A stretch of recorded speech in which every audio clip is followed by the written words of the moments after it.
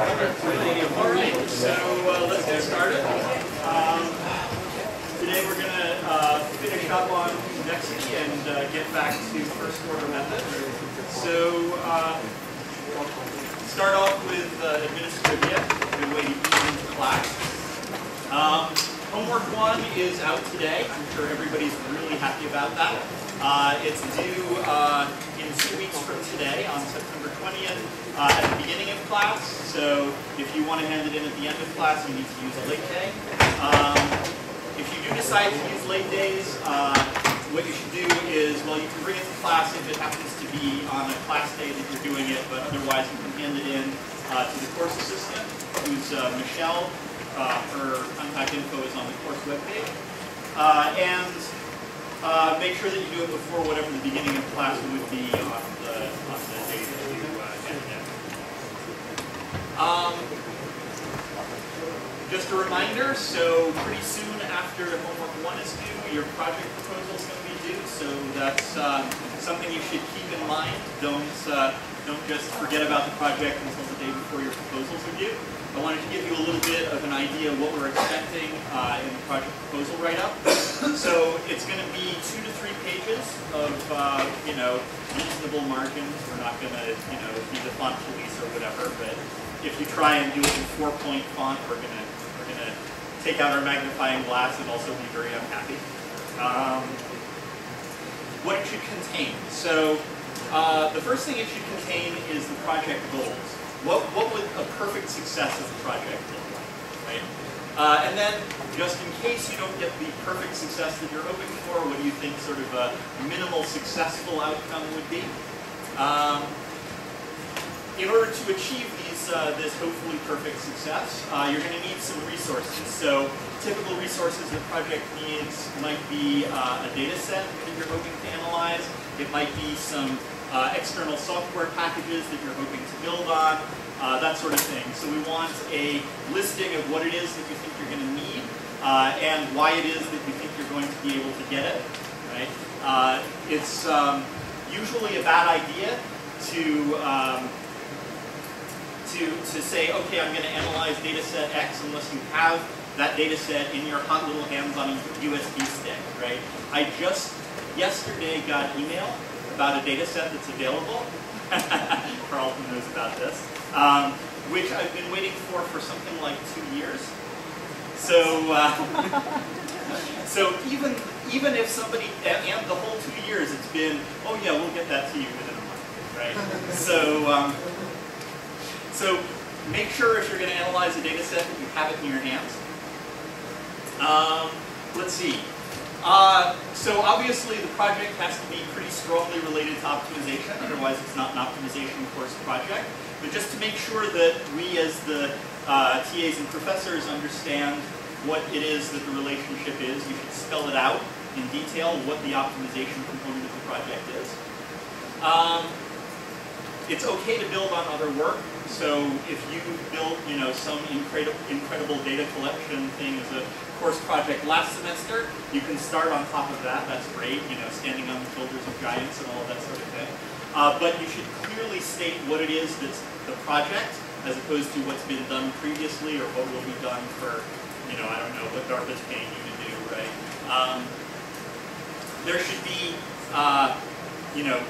some work that you're doing during this semester that constitutes, an optimization course project. And then finally, once you hand in the proposals, we'll provide you feedback on the proposals to make sure that we also agree that, what your minimal success criteria are to constitute a successful project, that it is in fact related to optimization, that we think it has some non-zero chance of succeeding, right? All of that sort of good stuff. We're going to assign a TA as a mentor to each one of the projects, and so the idea is that that's somebody who's interested in the material, who you can talk to on a regular basis, so that there aren't any surprises at the end of the term. All right. So, any questions about what the project document? All right. Is anybody going to think about this until after the homework? Yeah, that's what I think. All right. So,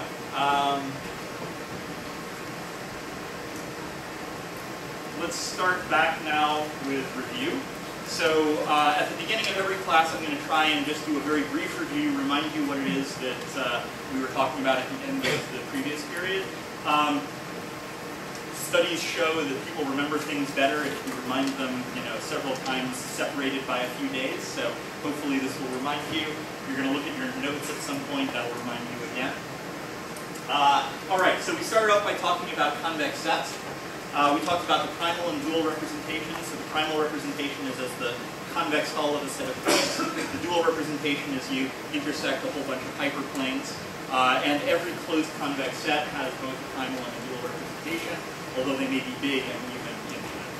It can be, for example, that one is much bigger than the other. So, there are easy examples to show that the primal representation can have size, let's say, n, and the dual one can have size d to the n in dimension d approximately. We talked about what are supporting and separating hyperplanes, right? Supporting hyperplane is a hyperplane that's tangent to a set. Separating hyperplane is something where one set's on one side, the other set's on the other side, right? And there are theorems saying when these things exist. We talked about how to prove things are convex, and one of the best methods is just to build up your set that you're interested in from simple convex sets using operations that preserve convexity. We gave a whole bunch of those, like, for example, applying an affine function to every point of the set, or the perspective, right? Like, think of your set as being viewed through a pinhole camera and projected on an image plane. All right. Any lingering questions about convex sets from last time around? Yeah. Why is one called primal and the other dual? I guess it's arbitrary which one is primal and which one is dual, but I guess we'll see when we talk about duality what the connection is to duality. In general, as an informal interpretation, two dual representations just mean equivalent but not obviously equivalent representations of the same thing that you can pass back and forth between. But we'll have a more formal understanding of what duality means once we cover duality. All right. Any other questions? Yeah.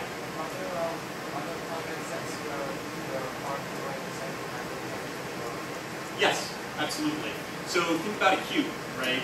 In d dimensions, it takes 2d planes, right? +1 and -1 on each axis, but it has 2 to the d corners. Right? So you can go either the primal or the dual representation could be much, much better. Which is one of the nice things about duality, right? It can take you from a representation of a problem that's small to one, from one that's big to one that's small. It can also do the opposite. You hope it does one instead of the other. All right. All right.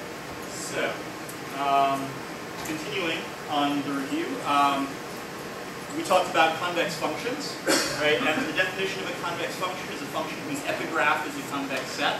The epigraph is everything above the graph, translated from the Greek. We talked about the domain of a convex function, which is basically where it's defined and finite.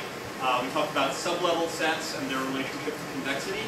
Basically, every convex function has convex sublevel sets, but the converse doesn't hold. The converse only gives you something called quasi-convexity. We talked about the first and second order conditions for proving that a function is convex.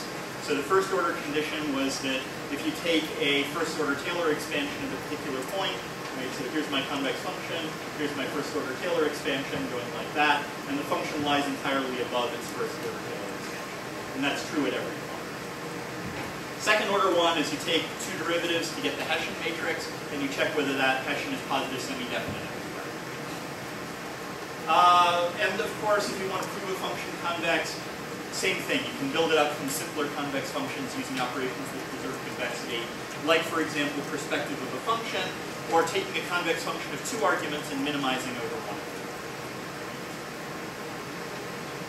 So, lingering questions about convex functions. All right. Then, at the very end of class, we went really quickly over an example, and so I'm hoping to go over this example in a bit more detail and less speed. Just to remind you, what we have is handwriting recognition, right? So we take our handwriting, it's an image, we segment out the characters, we assume that's done for us, and then we calculate features of each character, right? And so the raw features are just going to be the raw pixels of the character, but you could make features by running, for example, edge detectors or corner detectors over your character. And then you can say, for example, how much weight of edges is within some particular region. That would probably be a pretty good feature for character recognition. And then what we want to do is we want to make a linear classifier based on these features that allows us to recognize entire words all at once, right? And so we could just recognize each character one at a time, right? And that would work. But we can get better accuracy by taking more information into account. And the more information here would be, for example, bigram frequency in the target language, so English in this case, right? Because the bigram CO is pretty common in English, but the bigram QK is much less common. And so you probably, by excluding the possibility of recognizing these uncommon bigrams, or at least making it so that the classifier has to be really, really sure before you are willing to accept that, then you're going to reduce the number of errors, right? And so the goal here is going to be to take both the individual image features into account as well as bigram frequencies in this case. And you could imagine versions where you had trigram frequencies as well, or other sorts of longer range features. But to keep it simple, we're going to go with bigrams. Okay. All right. So just as notation, X was going to be the raw pixels of the ith character, or Xi was going to be the raw pixels of the ith character, and X is all of the Xi's, so all of the raw pixels. Yi is going to be the identity of the ith character, so something like A through Z, or maybe you have an extended character set. And Y is the vector of all of the Yi's, so here there are 26 to the 6th possible values of Y, right? So that's something like 3 billion. Not something that you really want to write a for loop over, but you could potentially do it. But if you imagine, let's say, a 10-character word, or if you had 100 possible base characters, it starts to get infeasible really quickly, right? So we never want to write a loop for, for y equals 1 to 3 billion in our program. All right. Then here, phi j of xi. This is going to be a feature, like, for example, the total weight of pixels in a particular region. And then we're going to combine these phi's with the y's to make some joint features. So I have here psi ijk, and that's going to combine the features and the labels of the ith character. So it's going to be the jth feature of the ith character times an indicator of the identity of the ith character, right? And so the idea is that what this feature is going to capture is local information about the character. So for example, if there's a corner down here, it's likely to be a V, right? Or if there's pixels way out to the sides here, it's unlikely to be an I, right? So and then we have, these are going to be the bigram features. So this is an indicator of the ith character being character K times an indicator of the I plus first character being character L, right? So this will be, for example, do I see an NV, right? That would be an example of chi, right? So does everybody understand these features? Everybody believe that they're somehow relevant to making a character classifier? All right, good. So then we defined a criterion function here. So we defined weights W for the size and weights B for the chi's. And we just take the sum of all of the features times their weights, right? And I guess I forgot to write the arguments in here, right? But this would be xi, comma, yi. All right? And then our classifier, well, so what we have here is a linear function of the combined x and y, the features of the combined x and y, right? But when we get a test example, we only know x. And so what we're going to do is substitute in every possible y, calculate the features, calculate the value of L, and take the y that makes the value of L be as high as possible, right? So that's a linear classifier.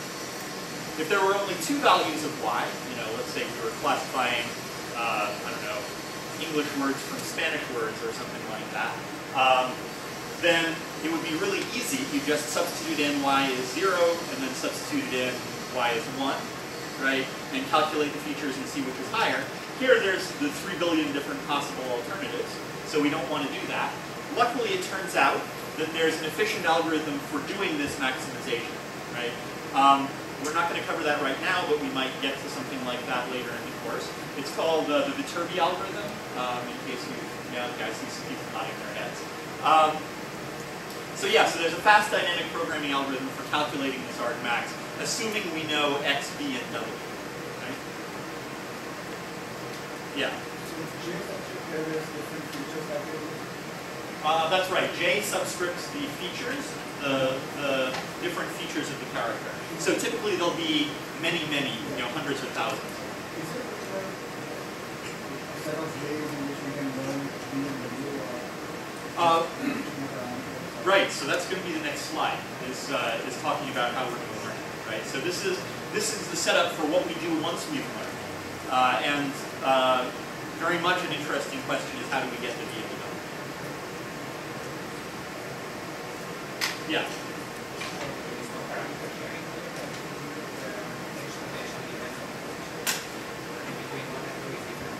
That's right. So you could, if you wanted to, include parameter sharing. Say that the, for example, the coefficients of the size have to be the same, right? So you could just have W depend on, let's see, I guess it's I is the index of the position, so you could just have WJK instead of WIK.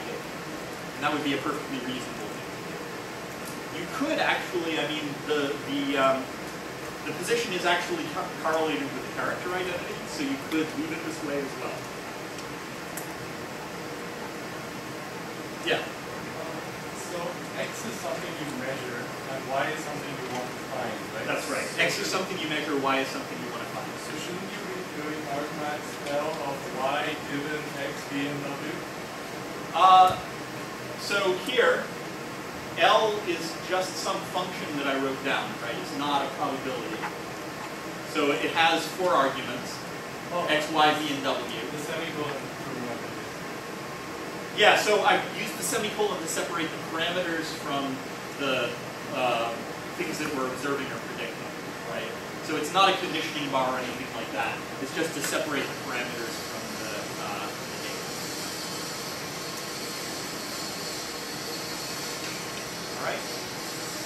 All right, so now let's talk about how we might go about learning this thing.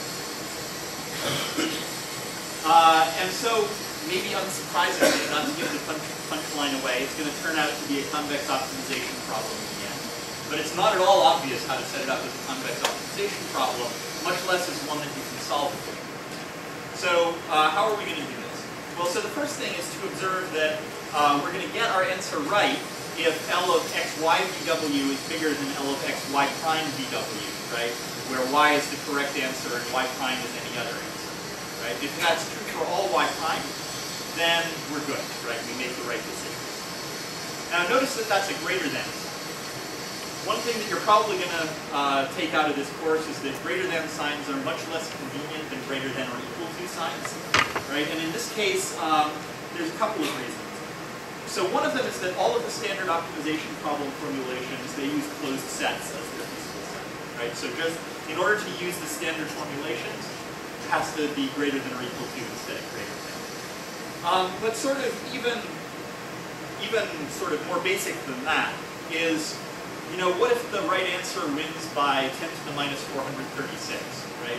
We're not even going to be able to tell that using arithmetic on a computer, right? It's going to be in a tie.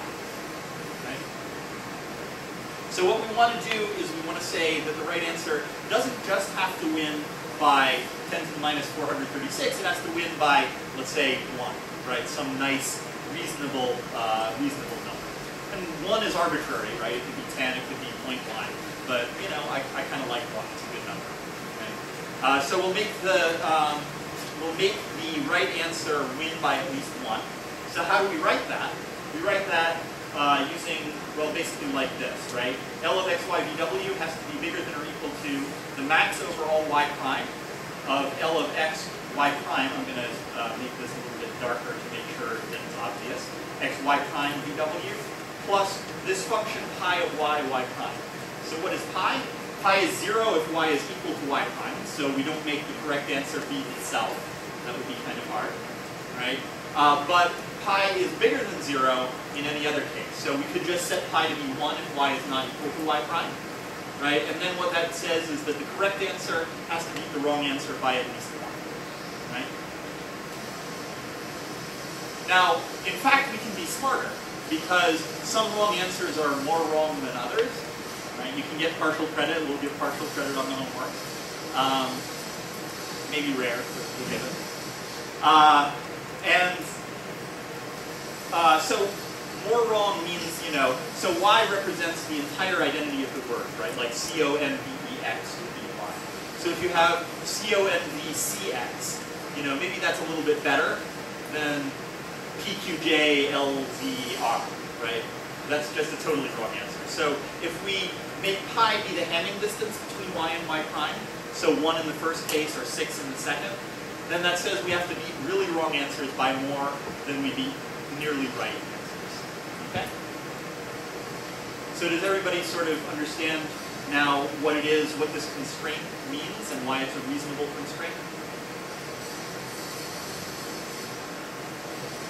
Yeah? Why do we need the first condition? Because we just need one global optimum result. You mean the first, why do we need the first line? So the first line just says that we're going to classify this x correctly, right? Because we classify with y equal to the argmax of Lxy vw, right? And so if the correct answer is the argmax, meaning it's greater than every other possible y, other possible y prime, then we're going to get the right answer. That means anything. That's right. We want the correct answer to be the unique optimal solution of that argmax. Yeah.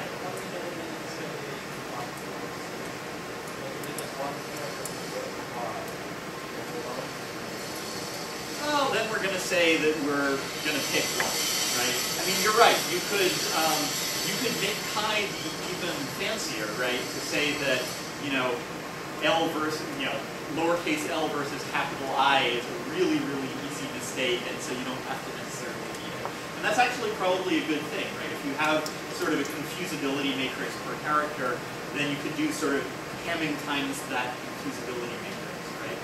I mean, you can get, I'm showing sort of a simple version, but these are all really good suggestions for how to make it even better.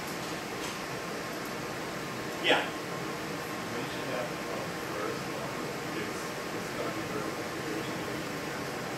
That's right.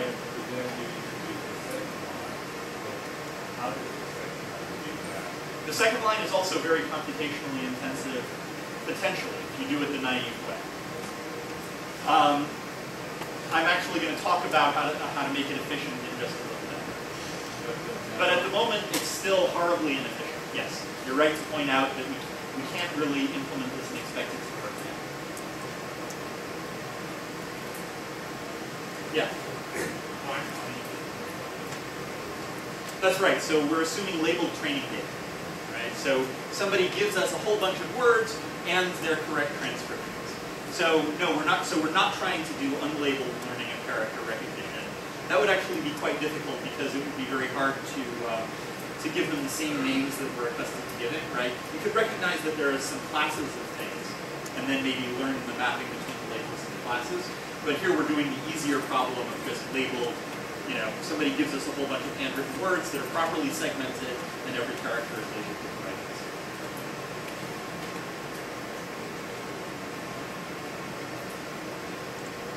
All right.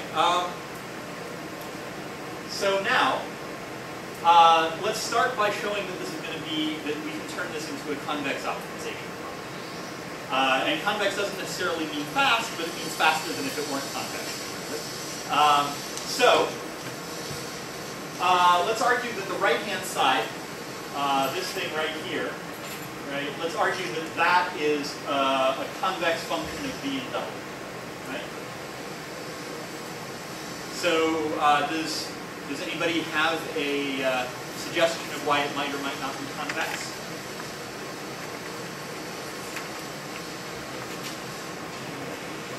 So for a fixed y, L is linear in V and W. That's a good point. But here we're doing the max over y.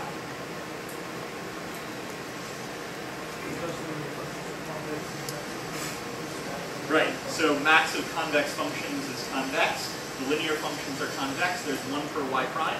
We take the max over all values of y prime, all 3 billion of them. And so we have a convex function in the end with a lot of facets, right? It could have 3 billion facets to it, but it's convex. Okay. All right, and the left-hand side is linear, right? This here is linear in V and W. So we have convex in V and W. If we take the right-hand side minus the left-hand side, that's convex as well, right? Because convex plus linear is convex.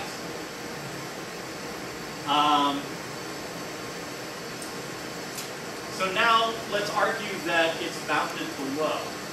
Right? So why might it be bounded below? Well, suppose we take y prime equal to y, right? Then this thing, because we're maximizing, we know this is at least as high as if we took y prime equal to y.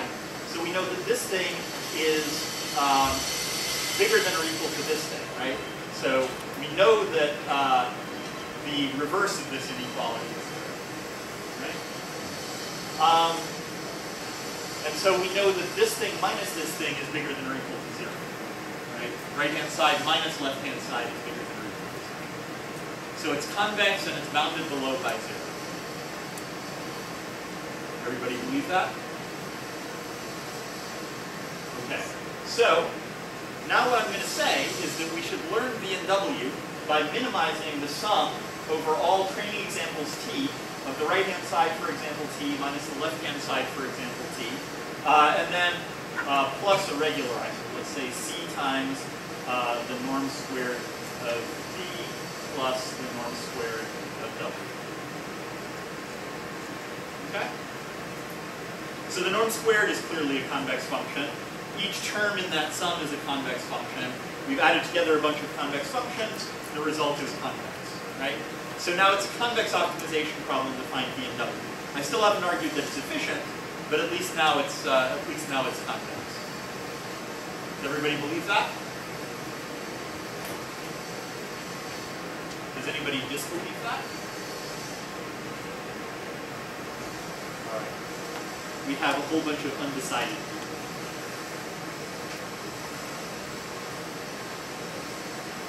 Yeah.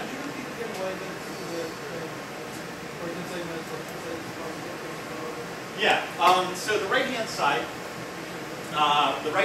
here, right?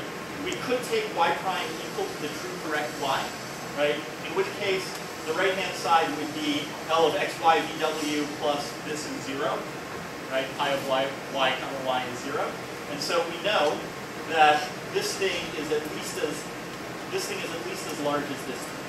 Right? Because we're doing a max over y prime, and there's some value of y prime named y, which achieves as large as this.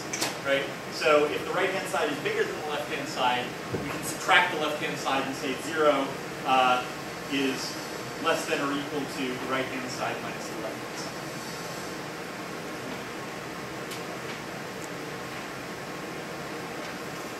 Yeah? Is the reason of regularity is the scale difference between features? The reason for the regularizer is, well, let's see. The reason for the regularizer is to keep you from making the weights arbitrarily large, right? So suppose that you had a feasible solution where all of these inequalities were satisfied, right? And in particular, the right solution always beat the wrong ones by at least 1, right? So you could double V and W, and then the right solution would beat the wrong solutions by at least 2. Or you could quadruple it and it would beat it by at least 4, right? So we could be back in the numerical precision problems if we didn't limit the size of V and W, because we could take take some arbitrarily tiny amount that we need it by, and by multiplying the weight vector by 10 to the 436, we could turn that into a gap of 1, but we would not lose the numerical precision. Yeah? So the other problem is that V and W are constitute an incredibly large number of parameters, right? Yes. They're both. Maybe not incredibly, but they constitute a pretty large number, right? So it'd be, let's say, hundreds or thousands of W's per character, right? And so, something like, for something like this, it would be between 1,000 and 10,000 parameters, right? Which is large, but not ridiculous. And then the same thing, there aren't that many bigrams as well. So there's 26 squared bigrams, and so that doesn't add a whole lot.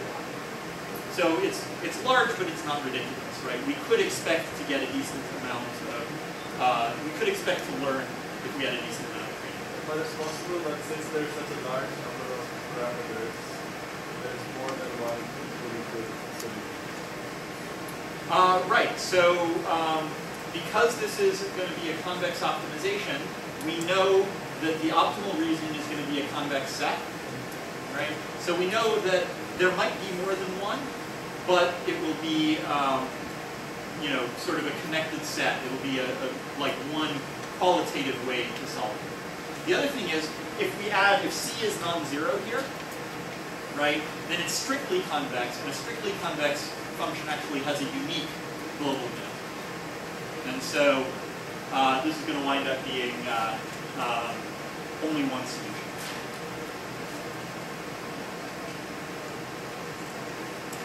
So, there's a question over here. How do you avoid the Right, so that's one of the functions of pi, right? You're not going to be able, if all of the weights are 0, then L is always going to be 0, and the right solution is never going to beat the wrong solution by at least 1. Right, so there is 0 is a feasible solution, but hopefully it's going to wind up getting beat by some other solution that violates your constraints. Yeah. I'm sorry, can you speak up? So the double bars are the norm, right? And the norm squared of V, so that's the sum over, let's say, sum over ijk of wijk squared, right? Oh, why didn't I put an absolute value on the RHS minus the LHS here? Well, I could, except that I argued that this is already always bigger than or equal to 0, and so the absolute value wouldn't do anything.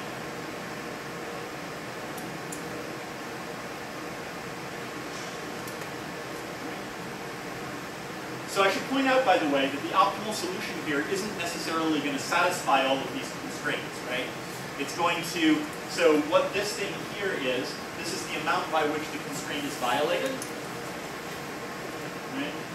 And so what I'm going to do is minimize the sum of the violations of all of these constraints. And it's possible that I will be able to satisfy them all. It's probably more likely that with the fact that everybody's handwriting, well, if you look at my handwriting, right, that's already hard enough to recognize, and I don't even have the worst handwriting that I've seen. So you can definitely imagine that it's not necessarily going to be perfectly separable. All right, any more questions? These are all really good questions on the setup. Okay, so now I want to argue that it's in fact efficient to solve this thing. And what we're going to do is actually just run gradient descent. So what we're actually going to do is run what's called subgradient descent, or the subgradient method, which is kind of like gradient descent. We'll get to what it is in a few lectures. But for now, basically what we're doing is we want to be able to compute the gradient of this objective function at the current values of v and w. And then if we can do that efficiently, we can take a step along that gradient, and we can use that to try and limit, right? And the interesting thing is, what's the gradient of a max? Well, think of absolute value, right? So absolute value is, the absolute value of x is the max of x and minus x, right? So and you can think of that as the max of x times 1 and x times minus 1, right? So if we go and we look for the argmax, right, the gradient is going to be either 1 or minus 1, right? It's the multiplier of x in the branch of the max that is actually the argmax. Okay? And that turns out to be a general phenomenon. If we're taking a gradient of a max, all we have to do is find the argmax, and that tells us what branch of the max we're looking at, and we take the gradient assuming the argmax, and that's going to be the gradient of y, right? Or more properly, the sum. So, and I just argued on the previous slide that there's in fact an efficient algorithm, the Viterbi algorithm, for finding this argmax, right? The argmax is exactly what we have to do is find the best wrong answer, so to speak, right? And so what the gradient is going to look like informally is we're going to take the correct answer y, we're going to look at the best wrong answer y prime, and if they're the same, we don't make a change, right? So the best answer y prime might not be wrong. If y prime is the same as y, then we're not going to make any changes to our weights, we're happy. If y prime is different, then we're going to look at the features that are active when we select y versus the features that are active when we select y prime. And we're going to take the ones that are active when we select y and make their weights bigger so that we're more likely to pick y. And we're going to take the ones that are active when we select y prime, and we're going to make them smaller so that we're less likely to select y prime. And if there are some that are active in both, we're not going to change it. Okay? So that's sort of gradient descent winds up being sort of a very intuitive algorithm here.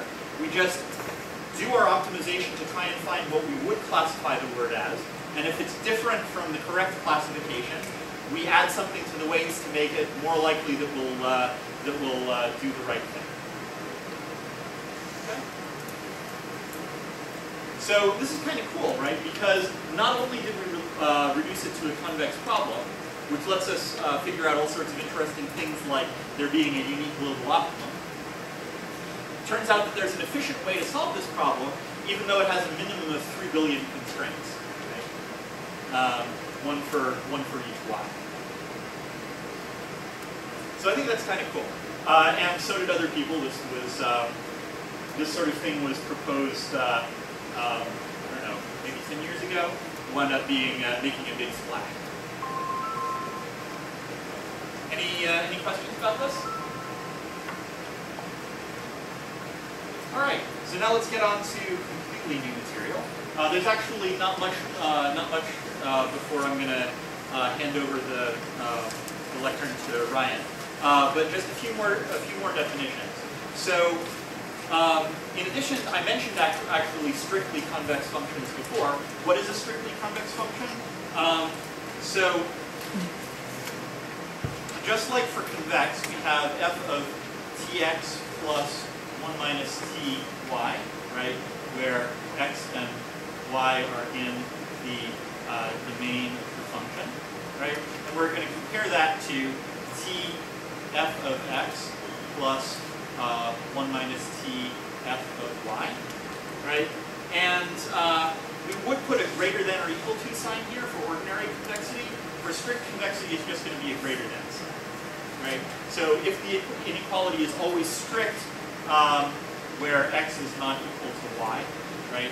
Can make it strict when x is equal to y. And also, I should say that t is strictly in 0, 1. Again, it can't possibly be strict unless you're... You're right.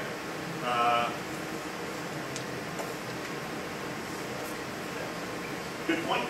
So yes, in any point, the inequality is strict. You erase the little equal part of the sign. Yeah, you want the same sign, obviously, as ordinary convex. All right, and then strongly convex. Well, so the ordinary first order conditions for convexity are f of y bigger than or equal to f of x plus y minus x times f prime of x, right? And that's the ordinary convex term, the ordinary first order condition. But if we also add plus some constant m times y minus x squared, right? Then this is what's called, well, let's turn this one into a k. Should be the same constant in both places. So this is k strongly convex, right?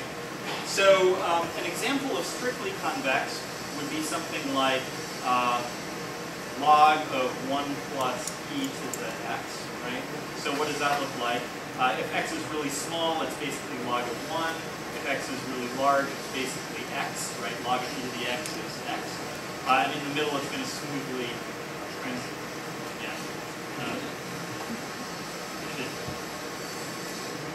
there. All right, so it's gonna be flat, and it's gonna be x over here, and it's gonna smoothly transition between the two of them. And it's never going to get quite equal to a line, so it's always going to have the secants are always going to lie above the function. But it's not strongly convex, right? So something that's strongly convex, a good example would be the absolute value of x plus x squared, right? And so that's going to wind up being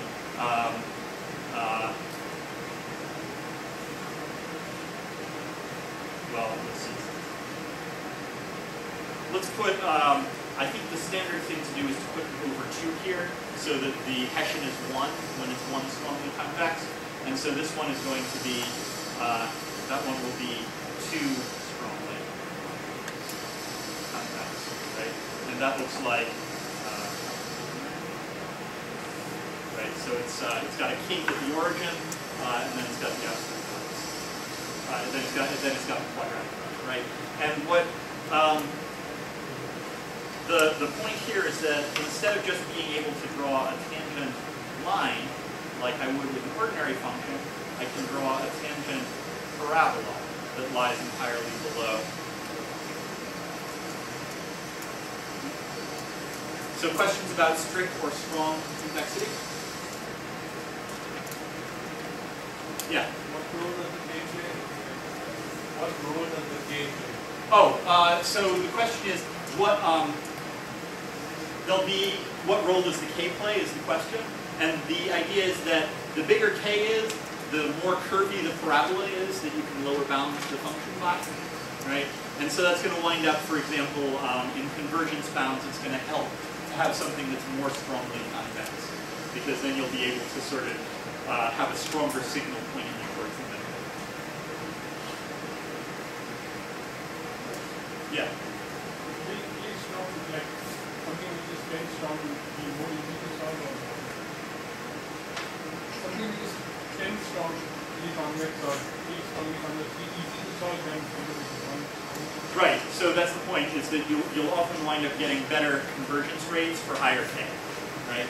So, in particular, the set of things that are 10 strongly convex is a subset of the things that are 2 strongly convex, right? And so, because you've restricted the class of problems, you might hope to be able to get an improvement in how well you solve them.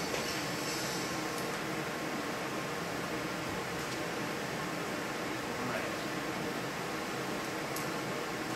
So, a nice notational convenience is never to have to talk about the domain of a function, right? So suppose that the domain of our function is strictly less than Rn, right? So it's defined only on a subset of Rn.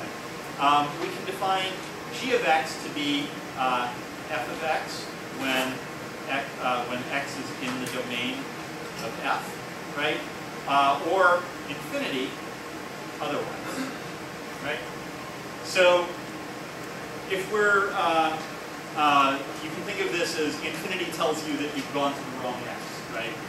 So for example, if you're minimizing a convex function over its domain, and you set the function to be infinity outside the domain, you're never going to choose something outside the domain, right? Infinity is like the worst possible answer for a minimization. So it turns out that if f is convex exactly when g is convex, right? And that's kind of easy to see. So what we're looking at, here's the convexity condition for f, right, and the convexity condition for g, and we can divide this into cases. according to whether x and y are in the domain of F, right? So suppose x and y are both in the domain of F, right? Then those two conditions are exactly the same, right? F is equal to g inside the domain, and so they're going to be satisfied in exactly the same cases, right? Suppose x and y are both not in the domain. Well then, there's no condition on F, right? You don't check convexity for arguments outside its domain. And for the case of G, well, we have infinity is less than or equal to infinity, which is true. And so there's no additional conditions on G from points x and y that are outside, right? And now the interesting thing is suppose that x is in the domain of F and y is not in the domain of F, right? Or vice versa, it's going to be exactly the same. Well,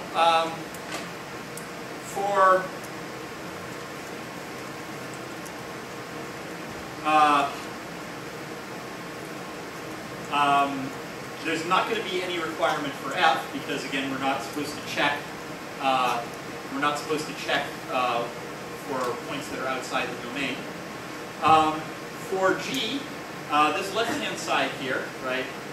This part here, that could be finite or infinite. It's possible that T could move you close enough to x that you're going to be still within the domain. This is always going to be infinite because G of y is going to be infinite, right? And adding any multiple of infinity is going to make things infinite, and so there's no condition, right? And you can check also that that this is going to wind up forcing the domain to be convex as well, the domain to be a convex set, right? So it winds up that this it's called the extended real valued extension of a convex function. And it winds up being just a nice notational convenience because we can always assume that all of our functions are defined all over Rn, and we don't need to worry about saying that something only happens in some domain.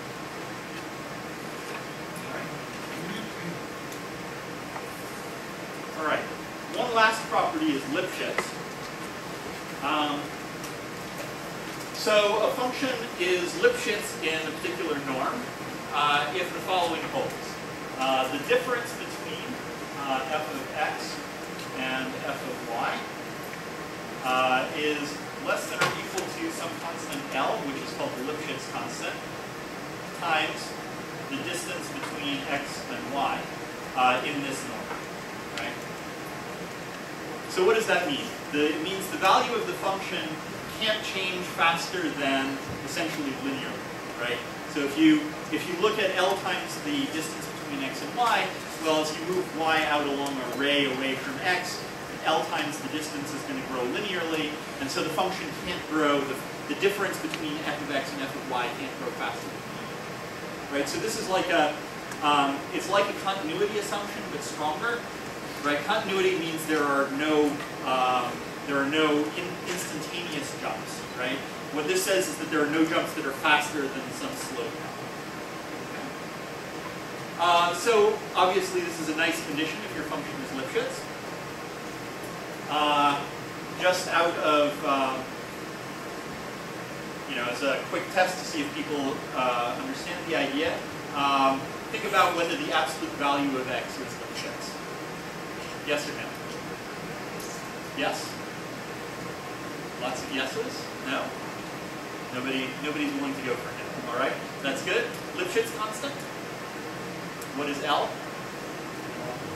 I hear 1 from a bunch of sources. That's right. So L is equal to 1. How about the sine of x? Yes? No? All right, the no's have it.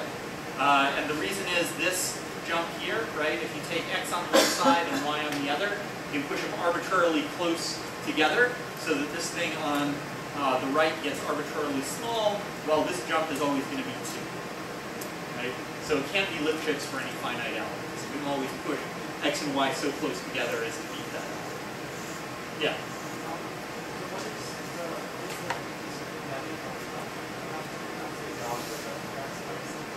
Yeah, absolute value of f of x minus f of y, right? So that's just the ordinary real absolute value. And then on the right, it's whatever norm you're measuring the Lipschitz continuity in. So usually, unless people say otherwise, it's the Euclidean norm, but they could say, you know, Lipschitz continuous in the one norm. Right? All right. How about this one over here? Lipschitz or no? X squared over 3. What's it? Is the domain bounded or not? No, no, the domain is all of R. So, yes, Lipschitz? No, not Lipschitz? All right, good. We have fewer no's, fewer people willing to commit on this one. But that's correct. This is not Lipschitz, that one's not Lipschitz. This one is with L equals 1. We're also going to be interested in whether the gradient of a function is Lipschitz continuous, right?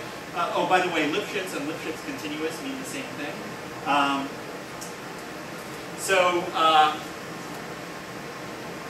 I guess a quick poll. How many people think the gradient here is Lipschitz continuous? Okay. Yes, we have a lot of people saying yes. So I'll write LCG for Lipschitz continuous gradient to avoid having to say that mouthful. How about here? Is the gradient here Lipschitz continuous? No? I see lots of people shaking their heads. The gradient here is in fact the sine function, which we already determined is not Lipschitz. So this is not LCG, right? And then here, well, the gradient doesn't actually exist at every point, right? So that's kind of a trick question. So also not Lipschitz continuous gradient because in fact there isn't even a gradient. Yeah? Sorry, higher dimension, what norm are you using? You get to pick, but you have to specify, right? So difference of 3 on the left, it's always going to be absolute value, right? In high dimensions, it's a convex function, so like it's a real valued function. But the right, yes. So again, if you're talking about Lipschitz continuous gradients in higher dimensions, you have to specify the norm, and as long as you specify it, then it's fine. Usually it's 2 norm if nobody says it. All right. So now we can finally get to convert. Oh, I'm sorry. There's a question up there. Yeah.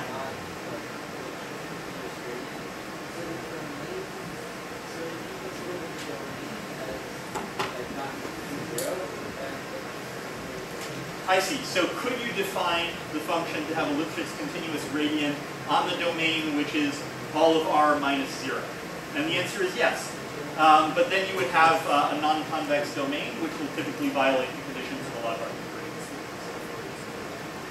Yeah. And some function is in some norm.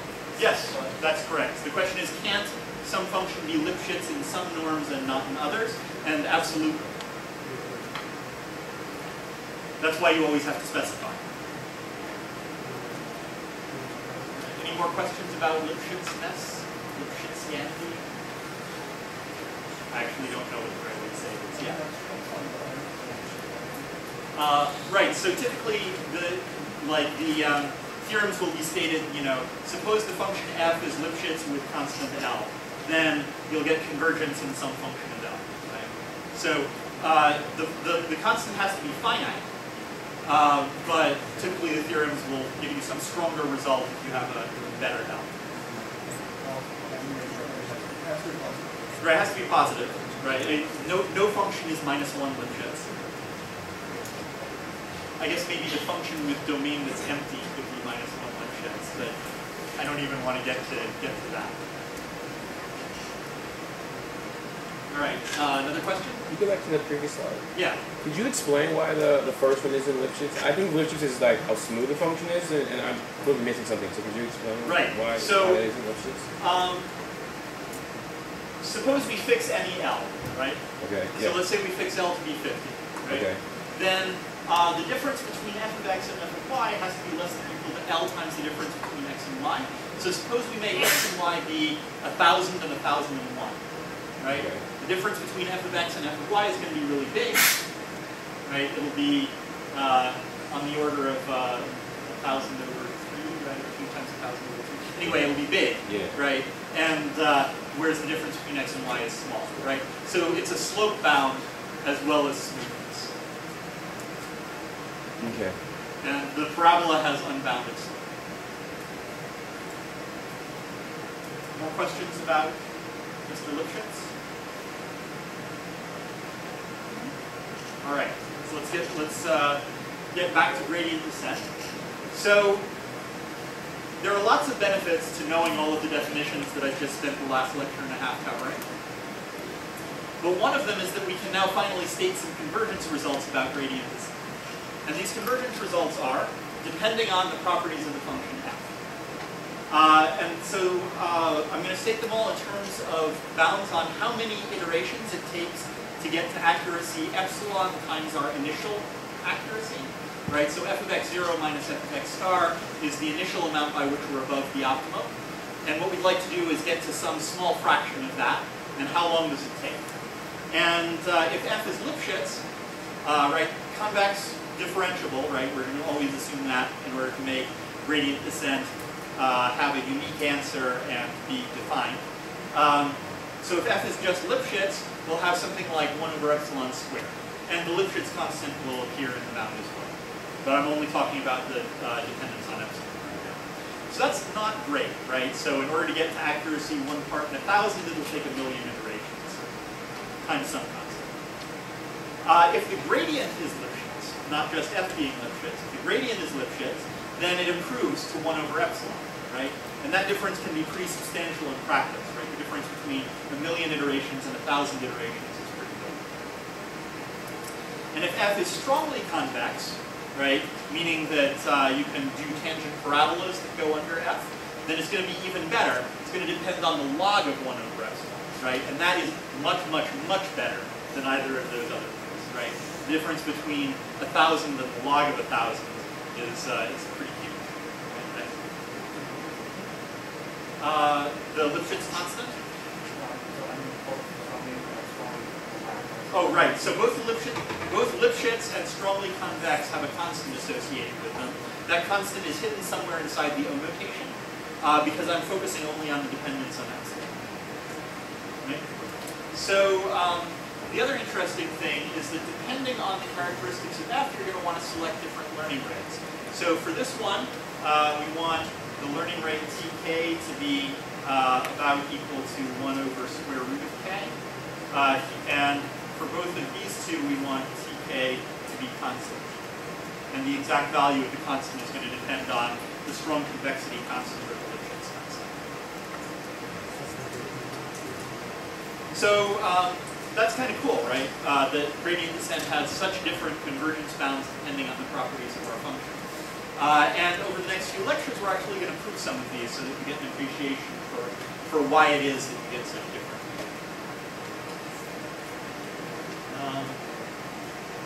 Just briefly, the other thing that's hidden inside the O notation is the conditioning of the function that you're minimizing. So conditioning basically means how horrible is the Hessian, right? It's maybe a little bit more than that, but if you think about a function where the Hessian is highly elliptical, right, like the function is sort of stretched very far along some directions and compressed along others, then gradient descent is going to have trouble with it, whereas if the function's sort of nice and round, then it's going to look just like a parabola and gradient descent will go straight towards the end. Right? And there's actually, I took these figures from Boyd. This is bad conditioning over here. This is good conditioning over here. And if you look at the rate of convergence of gradient descent, right, this one takes much, much longer to reach a given level of accuracy than that one. So yeah, this is always, there's lots of stuff hidden in the Hessian, hidden in the O notation, and the conditioning, which you can measure in terms of the ellipticalness of the Hessian, basically like the ratio of the largest and smallest eigenvalues of the Hessian, is one of the things that's hidden inside of it.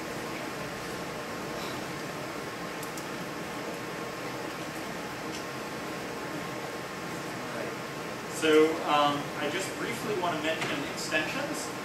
There's a lot of extensions of gradient descent. Again, we're going to cover a bunch of them. Gradient descent is only the tip of the iceberg. So I mentioned already subgradient descent. We're going to hit that in a few lectures.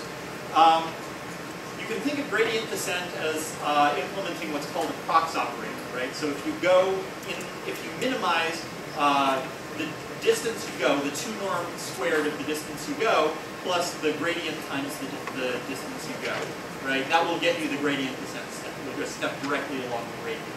But you could minimize all sorts of other functions. You could have, for example, the p norm, right? And that will give you a gradient descent-like method that tends to step more along the coordinate axes as opposed to directly in the direction of the gradient. If p is less than 2, or less along coordinate axes if p is bigger than 2. There are accelerated methods, first-order accelerated methods. Examples of those include FISTA. We're also going to cover those. Mirror descent, if you've heard about that, we'll cover that sometime later after duality. Nesterov's smoothing method. This is basically a way of taking a function that's nearly nice and replacing it by a nice one to get an improved convergence rate. Line search. So you don't have to choose your learning rate in advance. You can pick your step size to try adaptively to try and get the largest possible descent. That's a useful extension. And then finally, stochastic gradient descent. This is important enough for machine learning and statistics that I figured I ought to mention it. This is for the case when your objective that you're trying to minimize is the expected value over I of fi of x, right? So, for example, linear regression was a good example. The expected value over training examples, input-output pairs, of the error you make on that input-output pair. The stochastic gradient descent algorithm is basically you just look at one sample on every iteration and calculate your gradient based on that sample and take a step and hope that on average you're going in the right direction. Right? It seems kind of crazy that that works, but it does. You can also do mini batches, for example, a few cases an average, and just briefly going to the comparison to ordinary gradient descent. It has very different behavior. So if f is Lipschitz, the number of iterations you need is exactly the same as far as O notation is concerned, right? It's still 1 over epsilon squared. The constant is worse, but the O notation is much better. So what does that mean? It means that we paid almost nothing for an iteration, and we got almost as much out of it as if we had examined every single training example, right? So if we have 1 billion training examples, we saved a factor of 1 billion in computation, and we usually didn't lose nearly as much in terms of constancy and conversion, right? So it can be a huge win if f is just an ordinary Lipschitz function. If f is strongly convex, we still get order 1 over epsilon, right? So that's better than epsilon squared, but it's nowhere near as good as the log 1 over epsilon that you would get for gradient descent on a strongly convex function, right? So we get a much worse O notation in exchange for the much cheaper gradient calculation, right? And so that means that it could be a wash, right? Either one could win. But for example, if you have a huge amount of training data and your accuracy requirements are not that strict, then you could still win using stochastic gradient descent.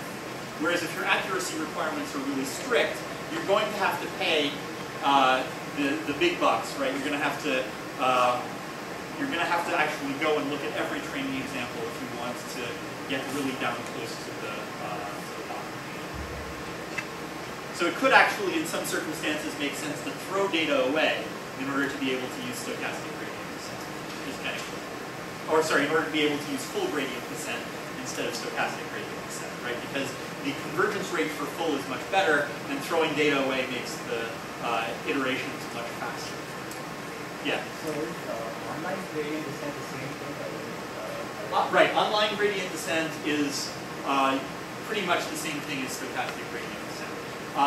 Online, sometimes people think of letting an adversary choose which example it is you get to see next, but online stochastic is the same as stochastic.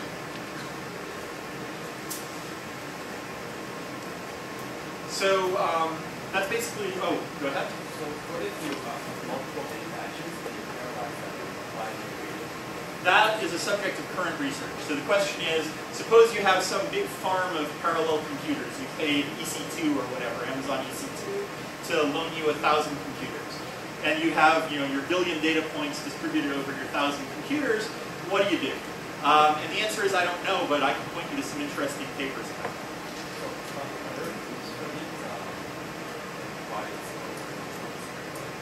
Yeah, so all of these things. There are papers that give you the proofs for these convergence rates.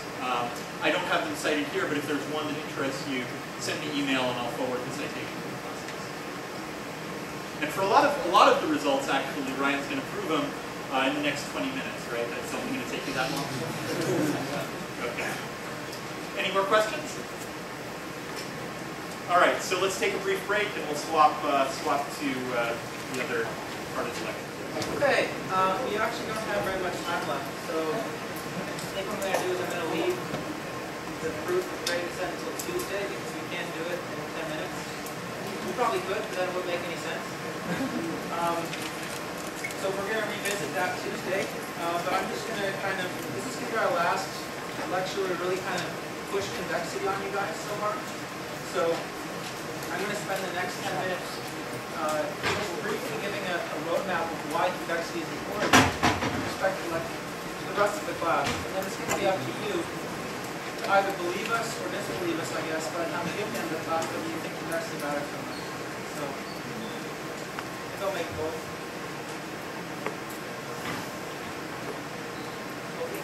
Okay. So, we said this, I think, in a couple ways, but this is what we're saying again. That's too small? Can you guys do that?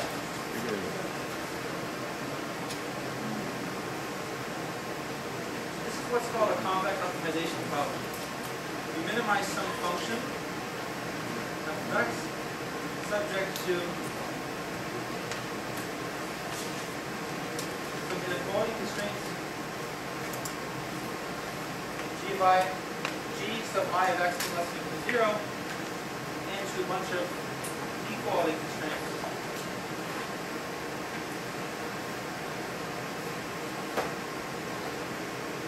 Hj of x will equal to 0. And I'm sure this is not surprising to you, but what makes it a convex optimization problem? Well, the first criteria is that f is convex.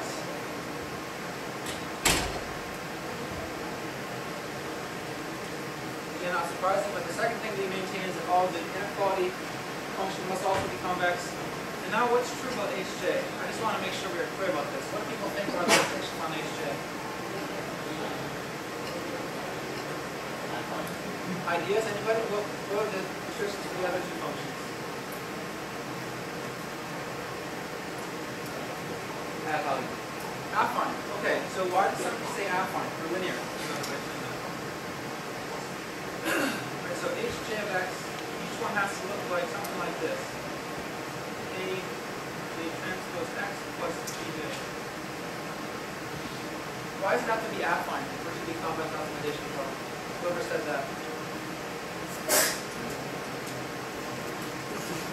Okay, so that person's not quite brave enough to speak up on camera probably. But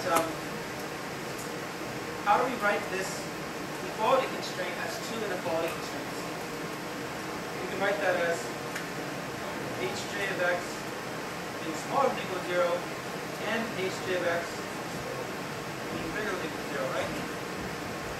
And well, if we want to make them all less than or equal to 0, we can actually change this one to minus Hj of x being smaller than or equal to 0. Right? So those two conditions together, they make up the equality constraint on H. So if those are two more inequality constraints, we have to maintain that all of our functions for the inequality constraints are convex. So that means both Hj must be convex and minus Hj must be convex. And what's the only function that's both convex and concave? That's a linear function. Right, so that's one thing we actually have to have, that the inequalities are all linear. Okay, so we went on about convex problems. But what's one thing that's nice about a convex optimization problem is that suppose we have some x star, and x star satisfies f of x star. So x star is feasible too, I should say. Which means it satisfies all the constraints. And it's smaller than or equal to f of y for any y such that x star minus y is in some ball. For all y that are at least of radius r from x star, f is the smallest there. So that's called a local minimum of f. So one important thing about convex problems is that they have no local minimum. In other words, if you have a local minimum, it's also a global minimum. That's why they like convex problems, because we're never going to get to a situation where you found something like this, right, something here. We really want to find that. It doesn't happen with convex problems. You can kind of tell because I drew this thing a little convex, but we're actually going to prove this now. It's very easy to prove. So let's suppose that there was some z that's also feasible. And we had f of z was actually strictly less than f of x star. Right? That would mean that there was some other point that beat that x star. So it can't be the local minimum. We also know that x star minus z has to be greater than r, right? Because we said that it was best in that ball, so it has to be outside of that ball. So now we're actually going to go, we're going to construct a point. Let's call this point y equals alpha x star plus 1 minus alpha z. We're going to construct this point so that, well, first, it's going to actually be inside that ball. It's going to have x star minus y is small equal to r. And it's going to be better than what f of x star was. So that's going to be a contradiction. We want alpha here to be between 0 and 1. Quickly. Okay, so any ideas on why I should choose alpha maybe? There's a very simple choice of alpha to make it so that x star minus y is actually in that ball. And f of x star, f of y, and f of y is strictly less than f of x star.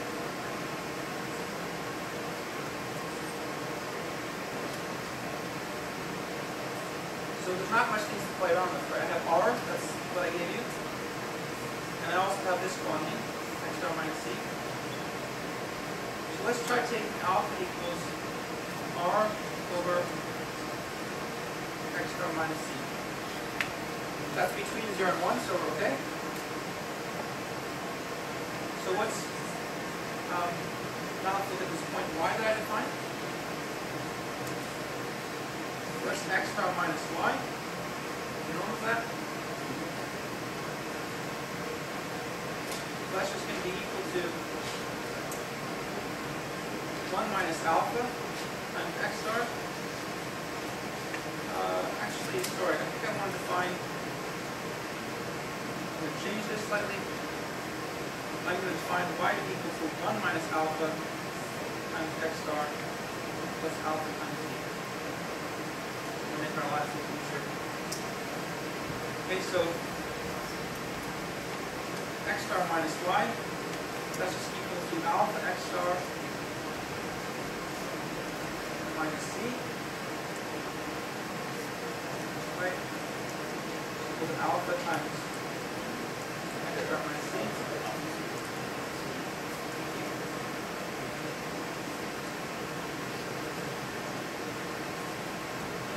Right, but I define alpha to be this. We're actually doing it, it's exactly equal to r.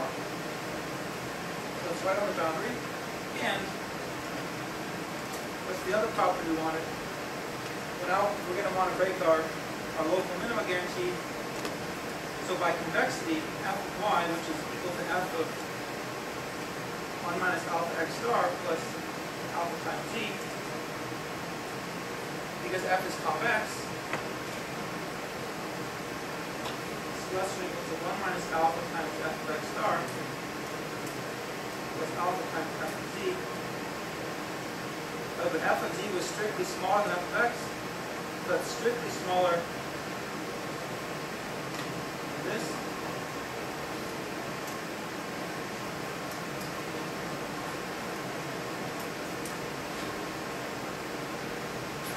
Okay, now we've achieved the contradiction.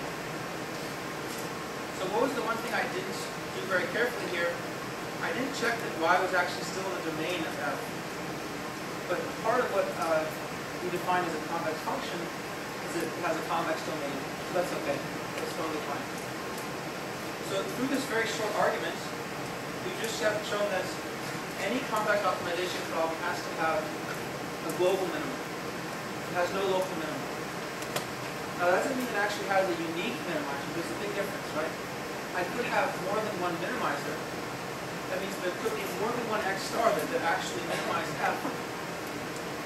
But they have to be all global minimizers. Which means they have to be all equally as good as each other. Okay, so that's part of the reason why we like convex problems. Probably the main reason right there. Now I'm going to give you kind of a sketch, a very quick sketch of where we're going to go the next 4 lectures, and then just a bit beyond that. Okay, so I'm not a very good artist, so you have to bear with me. I didn't get a degree in art. Let's suppose these are the problems that we know how to solve. And I'm going to say in statistics / ML because I can't speak outside those fields. I don't really know much about problems outside those fields. Maybe somebody can inform me if this doesn't apply to other fields. But a vast majority of these problems, and Jeff and I were kind of talking about how big to make this drawing just before the class, but a vast majority of these problems are convex.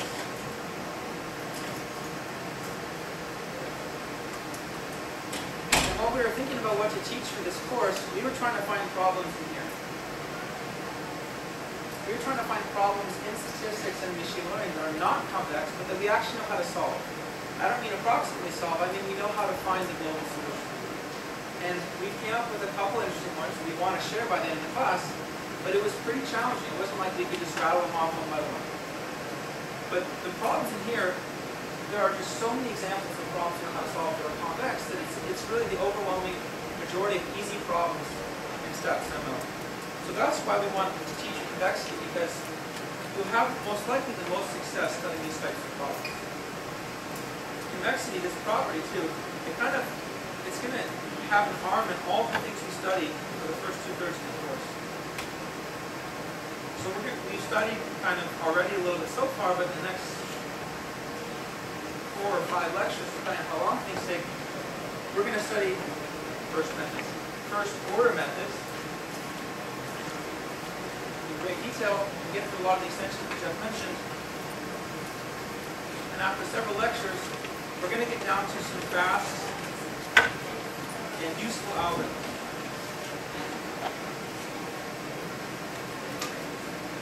Okay, and then we're going to do, after that, a bunch of second order methods, maybe really just one, and some implications, and related stuff. And after some lectures, we're going to get to some fast and useful algorithms. And then beyond that, we're going to get to a bunch of other techniques. One of the techniques we're going to learn is coordinate methods. There's also dual methods maybe on here somewhere. But at the bottom of all this, we're going to get to some pretty fast, useful algorithms within each of these frameworks. And convexity is really going to play an important role in allowing us to prove that all these things work, and that we're not going to run it tomorrow and it's going to blow up in our face.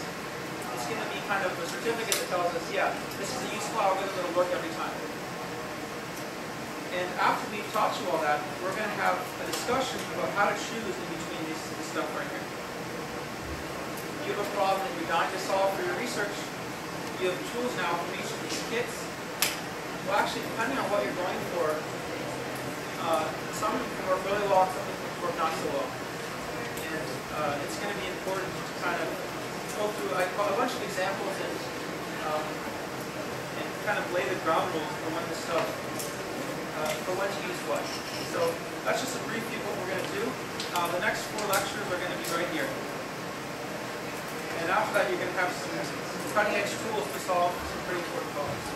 Okay, see you on Tuesday.